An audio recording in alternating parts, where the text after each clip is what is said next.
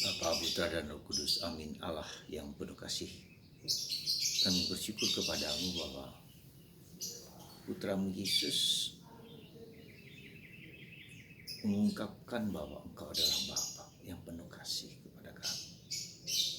Apa yang kami minta, apa yang kami cari, seperti kami mengetuk pintu dan didengarkan dari dalam.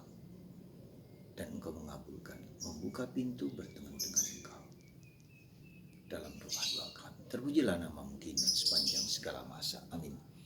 Para saudara, bacaan Injil hari ini sangat kita kenal dan sangat familiar dengan kita. Kalau kamu mau mencari, akan mendapatkan.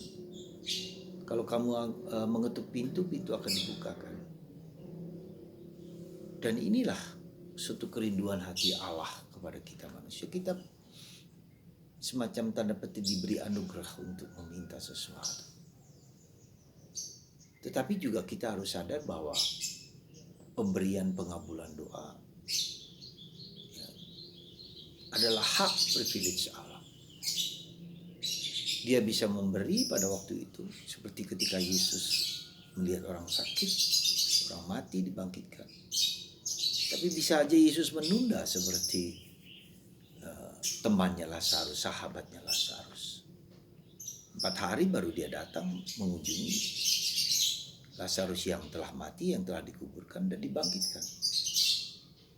Tapi bisa saja Tuhan tidak mengabulkan apa yang kita inginkan, tetapi memberi sesuatu yang lain, yang jauh lebih penting, yang jauh lebih kita butuhkan.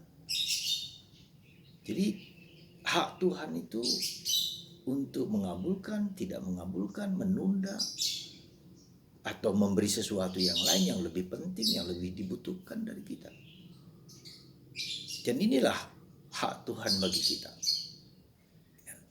Tetapi Dia penuh belas kasih. Tuhan kita adalah Tuhan yang penuh belas kasih, kemurahan hati.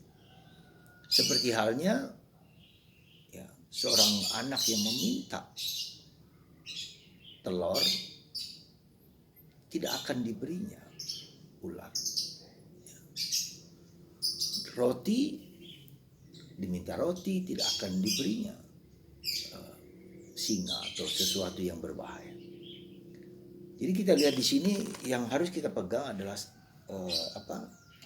pernyataan Yesus akan sabdanya bahwa itu akan terjadi dan sungguh terjadi dalam hidup kita. Nah, pertanyaannya adalah bagaimana supaya doa-doa kita dikabulkan?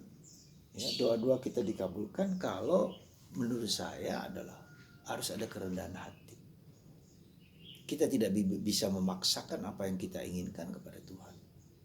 Jadi harus kerendahan hati, ketulusan, kerendahan hati, kesungguhan. Seperti Esther dalam bacaan pertama hari ini.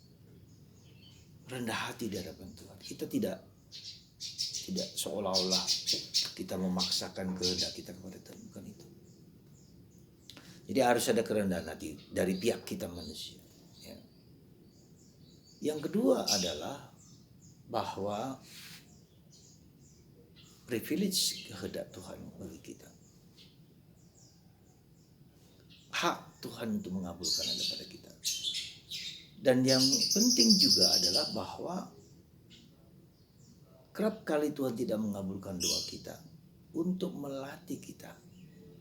Ya, melatih kita tekun, kita tabah, kita terus menerus tanpa henti-hentinya. Kita bisa belajar dari Santa Monica 30 tahun. Ya, doanya dikabulkan dengan pertobatan anaknya Agustinus. Dan karena doa ibunya juga menjadi seorang bapak gereja yang luar biasa, Agustinus, yang mempengaruhi perkembangan atau mempengaruhi pemikiran dan hal-hal rohani dalam gereja. Kita pernah mendengar kata-kata dari Agustinus, hatiku tak akan tenang sebelum beristirahat dalam Tuhan. Tuhan lebih dekat dengan aku daripada diriku sendiri. Intimior intimo mio. Jadi saudaraku terkasih dalam Kristus, sekali lagi kita diajak untuk merenungkan, menyatakan bahwa kita tidak boleh memaksa Tuhan. Ya. Nah, kedua, kita harus bisa membedakan antara kebutuhan dan keinginan. Kita bisa punya keinginan banyak sekali, apa saja banyak sekali keinginan.